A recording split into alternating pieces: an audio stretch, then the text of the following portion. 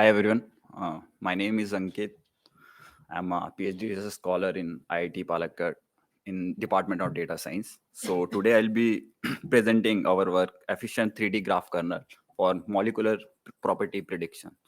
So in this talk, I'll be majorly talking about the incorporation of 3D structural information for in graph kernel in for virtual screening tasks, which is a crucial step for drug discovery. So I'll start with a quick overview. So we can see target-based drug discovery as a funnel. We will start with billions of chemical molecules, and only few of them will be becoming a drug. So if we see this whole process is like very much time consuming and expensive. So we need some computation-based method which will do screening for us, and only potential candidates will go for other wet experiments. So one way of doing that is like we will be focusing on ligands. So what I mean by that is like we have the information about ligand small molecules. So we know that with respect to some protein, say we have known ligands towards that particular protein, and we will be using only those information for our case.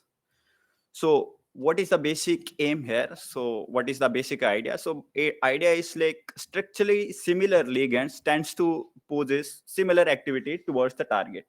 So based on this intuition, we will be finding the similarity between some ligands or molecules. Now, how to define this similarity? So for that, we have to take like 3D structure into picture. Why am we are going for this 3D structure case? So if we see in 3D space, it will be like 3D spatial information will be important for their binding, how they will be bind with the protein target and other stuff. So it is crucial to define this, like incorporate this 3D structural information. So we can see small molecule as a graph. So for example, we can see this dopamine, we can see as a molecular graph where nodes will be represented by atoms, and edges will be representing a bond. And similarly, we can see them in a 3D graph. What I mean by a 3D graph, with respect to set of vertices and set of edge, we have information about the coordinates. So where exactly this atom lies in the 3D space.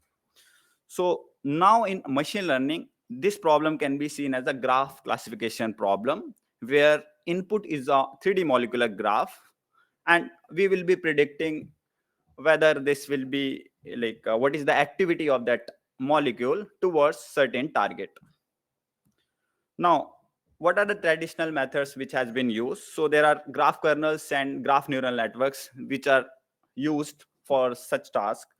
So I'll start with 2D graph kernels. What I mean by 2D here, they are not using any 3D coordinates information or any 3D space information. They are just going for adjacency matrix information. So random walk kernel, shortest path kernel, graph hopper kernel, visual Raman kernel, etc. Many more kernels has been defined. So these 2D kernels are interpretable, but they are not able to incorporate any 3D information in their framework. So now moving towards to 3D graph kernels. In comparison to 2D graph kernels, very less 3D graph kernel has been defined. So some of them are pharmacore kernel, torsion kernel, and 3D ball kernels. So these are interpretable, can incorporate 3D information in their way, and but one of the major issue was time complexity. So pharmacore kernel was defined for virtual screening tasks, so their time complexity was nearly order of n raised to power 6. So it was quite high. Now moving towards to graph neural networks. So GCNs, graph convolution network, graph attention network, there are many more network that has been defined. So they are also using this adjacency matrix information, node attribute information. They are not incorporating some 3D structural information. And there are some advanced models, FairNet, DimensionNet, etc. They are also they are using some 3D information, but they need more data to train their models. So seeing this, like what is our goal? So our goal is to define a model that can incorporate this 3D structural information, and it should be like faster than existing pharmacore kernel, which was the baseline for our case. Now, what I mean by which 3D information we are talking about, so it's like bond angle information, bond length information, torsion and angle information. Majorly, we will be focusing on these three information. So how we are defining this torsion angle? So for consecutive 4 nodes, the plane spanned by ABC and the plane spanned by BCD, and the angle between these two planes gives us the torsion angle. This is the basic definition for torsion angle. So now, this structural information we can write in terms of distances. So for example, the bond length we can write using Euclidean distance, that is quite straight away. And now if we see the bond angle for our case in triangle ABC, that theta1 can be written in terms of 3 pairwise distances using the properties of triangle. Similarly, in our work, we have shown that torsion angle also can be written in terms of pairwise distances. So that this was given by 6 pairwise distances. What are these 6 pairwise distances? AB, BC, CD, AC, BD, and AD. Like that, we can write torsion angle in terms of distances only. Now, how to use this information more efficiently for our case? What we have done is, so we have defined this similarity tensor A such that if we start with the kth node and it has some t paths, I'll be talking about 3 t of path neighbors. So we will be talking like, suppose I have at node A. Now I'll be hopping over 3 hop neighbor information so that I can capture the torsion angle information. So for that, we have defined adjacency matrix A. A1 will be capturing the information about bond length. If I square this matrix, I'll be getting information about angles. And if I cube this matrix, I'll be getting information about torsion angle. So, and the individual entries for this matrix are given by this. This is one approximation we have taken for our case. And this whole thing is like summarized in our algorithm 1 for reference. So what we have constructed? So input for this algorithm will be a 3 hop path starting with node A, and output of this algorithm will be a feature matrix, feature vector actually. So what is that feature actually giving us? So it will be giving us 4 label information. What are these 4 nodes? 6 distance information. What are the 6 pairwise distances? 2 angle information. What are 2 angles which are involved in this case? And 1 torsion angle information. So this feature we have constructed. Now, in order to define a graph kernel, what we have done, we have defined a C-motif graph. What I mean by a motif, any connected subgraph in a 3D space is known as motif. And C-motif represented by VC in our case, any set of 4 consecutive nodes in a graph is represented as C-motif. Now, how we have defined this C-motif graph in our case? So each of these C-motif will be a node, and there will be edge between 2 C-motif if they are sharing a common atom. So we can see same example. We will be having like 4 consecutive node will be represented by a C-motif in our C-motif graph, and there will be edge between these two if they are sharing a common atom. Likewise, we will be constructing our graph for all node which are present in a like input graph. Now, on top of this C-motif graph, we are defining a known kernel, which is existing kernel. In our case, we have defined graph hopper kernel for that. So what is the extra thing we got with this? So using this formation, we are constructing 3D feature vector, by which we are incorporating 3D structural information for our case. Now, the time complexity for this is like given by this expression, where n is maximum number of nodes in a graph, t is the degree of node, and delta is representing diameter, and d is the dimension of node attribute. And one major issue what we got is like when we went for this construction of C motif graph, so there was the exponential growth in like C motifs, because we will be checking each consecutive 4 nodes, and that will be C motif in our case. So that leads to some time complexity. So now in order to cope up with this, and we have defined a 3D graph hopper kernel. So what we have done, instead of defining a normal node kernel, we have defined 3D node kernel. So ultimately, this was actually the framework of graph hopper kernel. So instead of simple node kernel, we have defined 3D node kernel. So how we have defined this 3D node kernel? So first it will be checking like which are these current node, they are similar or not. If they are similar, then it will be going for its neighborhood of particular atom. Then it will be checking whether this neighborhood is same. Like what I mean by neighborhood, we are talking about the 3D structure, like 4 of structure which are starting with that particular node. Now first it will be checking whether two paths are same. If the paths are same, then it will be adding their structural similarity using the feature which we have constructed in our case. So using that time complexity reduced to this expression for our case. Now in order to experiment, like we went for experiments, so we have used two group of data sets. In first group of data set we have 9 data set, and in second one we have 12 data sets for our case. And these are freely available, and they are used for to evaluate any graph classification results for your case. And these are like formats are like SDF, where we have information about the 3D coordinates also. So these are already curated data sets, so we are directly using from their library.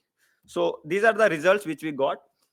So first, this is like for first group of data set. So first two are our kernels, and third one is pharmacore kernel represented by PK.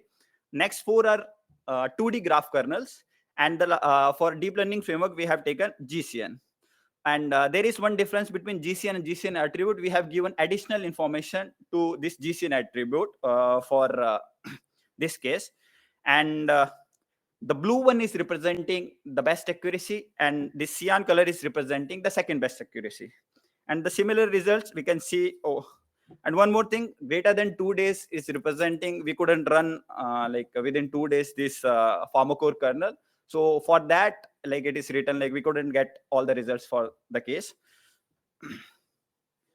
So I'll summarize, like we have ran these experiments for 20 times, and we have reported the mean accuracies with standard deviation. And we can see like our pharmacore 3D graph hopper kernel was doing 9 out of 21 best accuracy, 9 out of 21 second best accuracy. If we are comparing with the normal graph hopper kernel, it was like almost performing better than the normal graph hopper kernel. So out of 21 in 20 data set, we got the best accuracy. Now in order to see like whether our results are statistically significant, so we have done some statistical tests. So we have performed Wilcoxon rank test for that. So our column is our 3D graph hopper kernel, and we have this other baseline for the case. Apart from GCN attribute and WL kernel, our kernel was performing better in terms of statistical test according to but with these we can't say actually, because these p values were greater than 0.05, so we can't say like it is like too much better results in comparison to these two models or baselines. Now we have done this ablation study also. So why we went for 3 hop neighbors information, and how these are important for your case. So what we have done is we have performed 2 settings with 3 hop neighbor and with 2 hop neighbors. So ultimately, when we were in 3 hop neighborhood, so we will be having this 6 pairwise distance information, 2 angles information, and torsion angle information. Now, if we are going for 2 hop neighbors information, 2 hop neighbors, so ultimately we have information about 3 distances and 1 angle information. and we don't have any information about torsion angle in that case. So we can see that in all the cases, this there is a decrease in the accuracies. So ultimately, this shows that like why it is important to incorporate this torsion angle information and uh, this other structure information for the case. Now, why we didn't went for more than three of that was one more question. So ultimately, if we are thinking like we are starting with node A itself, so ultimately we are getting torsion angle information. So our task was completed. And other than that, if we are going for more than three of neighbors, so in that case, the time complexity was also an issue, because in any for all the cases we have to run this algorithm again and again, and it will take more time to run. So for runtime comparison, what we have done is like for our x-axis, we have number of graph. With respect to number of graph, how much time it was taking to uh, how much time it took for running. So it is like y-axis is representing training time, and x-axis is number of graphs. So ultimately, we can see the topmost is pharmacore kernel. So it is still 1400 graphs we have used. After that, it was taking too much time, so that we have cut it down. So the next two were our kernel, 3D graph hopper kernel, and C motif graph kernel. And others are other baseline 2D graph kernel and our deep learning framework. So we can see that we are performing better than 3D baseline, but in comparison to 2D baseline and graph neural network, we are not that much like near to them. Apart from this, we have this runtime and accuracy plots. So top left will be the always better. So it is showing blue one is our 3D graph hopper kernel. So ultimately, in terms of accuracy, we are doing better, but in terms of runtime, so we are doing better than 3D baseline, but we are not that much better in case with respect to this 2D baseline and our deep learning framework. And that is like intuitional, because we are using some additional information, and in order to gain that information, we are actually taking more time for that. So in order to conclude, so what we have defined two novel 3D graph kernels, C motif graph kernel and 3D graph hopper kernel, that incorporates 3D information like bond length, bond angle, and torsion angle. Ablation study shows the importance of these 3D hop neighbors, like importance of 3D geometry, why we need to take care of this structural information. And also theoretical and empirical analysis confirm that like this 3D structural feature actually enhances the performance of our model, but this enhancement comes with a cost of runtime actually. So thank you. I'll be thanking my supervisor actually for her work, and also I'll be thanking our Professor Juho, who was actually part of one of the collaboration with he's in Alto University. I'll be thanking him also for his work. So thank you.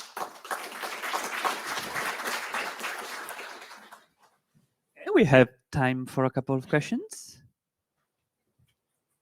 So I will take the opportunity then to start with one. I was wondering, when you define your C motifs, I actually have two questions for you. The first one is, does it need to be like a 4 consecutive nodes, or is that like a choice? And if it is, why 4? Did you test like any other number? So why for in order to define so in order to define a torsion angle, we need actually 4 nodes. So otherwise torsion angle is not defined. Torsion angle is defined for 4 consecutive nodes. So that was the initial like thing. If we are taking 4 consecutive nodes, so what are the information we can get using that? So that's why we have chosen for 4. Even we can go for 5, 6, like more than that, but then it is like we are in any way starting with node A, and torsion angle is already defined for if we are going consecutive. So torsion angle information will be always captured. So that is like one approximation we are going for this 4. That's why we have kept 4 in our case in order to define. C motif graph. But did you test if you get like an improvement if you extend it to 5, 6 or? Oh no, actually the main thing was the time complexity. Since we can see in this case itself, like in comparison to 2D kernel, if you see that are fast, like quite fast, still we are not doing that much well. So if we are going for more, it will that the time complexity will be increased, and there will be no actually that much. I don't know, like it will be worth to go for that, because in any way if it is too much, it is taking too much time, why we should apply. So that's why we couldn't go for that, and we have not tried for going for that case. Wonderful.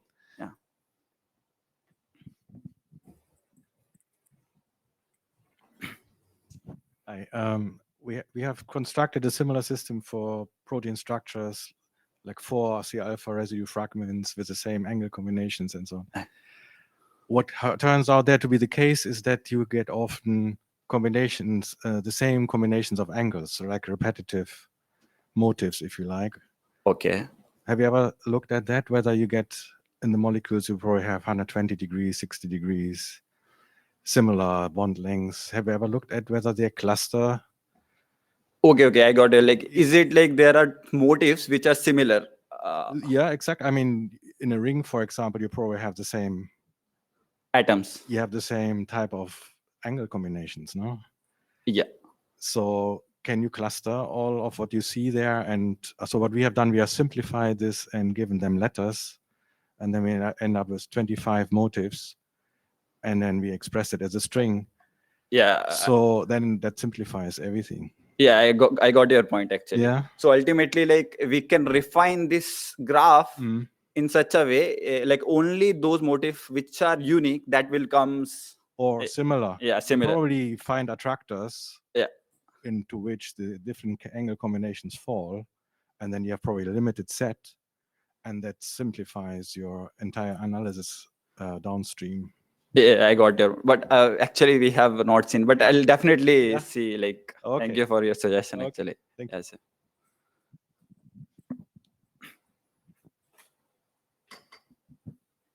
Hello, thank you a lot for your talk. I'm not working on drug. We are working on RNA and some like creative activities. RNA. So I mean, like if we can use your method for RNA design, for example, because we know also the 3D structure are very important. So I don't know, do you have any clue if we use your method, for example, in RNA or putting this kind of thing, if it will work? If it works, why? And if not, what's the reason? Yes, actually, not a method, but we can say idea can work. Actually, wherever it's like 3D information is required, wherever you want to give like 3D structural information for your case, you can use like some ideas, like in terms of distances, how you'll be giving your feature, or if you want to construct, you can learn also this feature. That was the one idea we might be also working. Like in order to, these are like we have handcrafted, but if in order to like learn these features, that also we can do. Like ultimately, it's like learning 3D feature for your case. So that could be other thing. For I don't know about that much this. Oh, yeah, So how it will basically work it's for kind your of case, like but the- idea can work actually, how to give this 3D structural information which you have the knowledge actually. And other than this, like not only bond length, angles and other stuff, there are other conformations, chiralities and other stuff. You can use that also in our case, but we couldn't actually do all those stuff for our case. But as a future work, we will like to see all those things also. Okay, thank you. Any other questions? Okay, well, in that case, I guess we can thank the speaker of this session and also take the opportunity to thank all the speakers of these great sessions. Thank you.